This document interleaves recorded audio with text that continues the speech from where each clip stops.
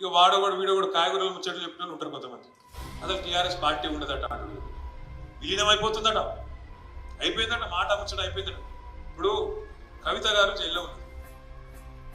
నేను అన్నాను, party working president మీదకి వెళ్ళి కవిత అన్నాను, నేను పోయి ఢిల్లీలో లాయర్లను నిలవద్దా, బెయిల్ ముచ్చట మాట్లాడద్దా, అవసరమైతే 4 రోజులు ఉండి ఏమైతుందో విచారించొద్దా, అమ్మాయిని కలిసి ధైర్యం చెప్పొద్దా, గా పని మీద నేను పోతానట, వీడు బీజేపీల కాలు మొక్కిండు, సీక్రెట్ల బేరం చేసుకున్నాడు, మాకేం కర్మ. నిజంగా సీక్రెట్ల బేరాలు చేసుకుంటే ఇలాంటి కరెక్ట్గా 150 రోజులు కవిత జైలు, కరెక్ట్గా మార్చి 15 నాడు అరెస్ట్ చేసింది, ఇలా 150 రోజులు.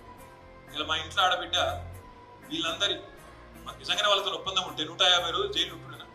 నేను అడుగుతున్నా, మేము ఒకసారి ఆలోచించాను, ఒక్క కాంగ్రెస్ వాడు జైలు ఉన్నాడే రోజు, ఎవరికి ఉంది మరి ఒప్పందం లోపాయి కాదు, మనకా వాళ్ళకా? మన ఇంటి ఆడబిడ్డని జైల్లో పెడితే కూడా మనం కొట్లాడుతున్నాం. ఒప్పందం లేదు, మన్ను లేదు, విలీనం లేదు, ఏది లేదు, ప్రజల్లో లీనమై పనిచేద్దాం. ఇంకో 24 ఏళ్ళు టీఆర్ఎస్, ఇంకో 24 ఏళ్ళు అవసరమైతే ఇంకో 50 ఏళ్ళు ఉండేటట్టు బ్రహ్మాండంగా తయారు చేసుకుంటాం. అడ్డమైన ప్రచారాలు, మనం మాయమైపోవాలని కోరుకుంటే చాలా మంది ఉన్నారు మార్కెట్లో. కేసీఆర్ పార్టీ పెట్టిన మొదటి రోజు నుంచి పార్టీ ఉండద్దు అని కోరుకున్న వాళ్ళు 7 మంది ఉన్నారు. ఒక్కడు కాదు, మనం ఉండద్దు, ఉంటే నడవది వాళ్ళ కథలు వాళ్ళకి ఇరికి అట్లా కోరుకున్న వాళ్ళు, మనం పోవాలని కోరుకున్న వాళ్ళు, మన పార్టీ నాశనం కావాలని కోరుకున్న వాళ్ళు పోయిన తప్ప మనం మాత్రం మంచిగా ఉన్నాం.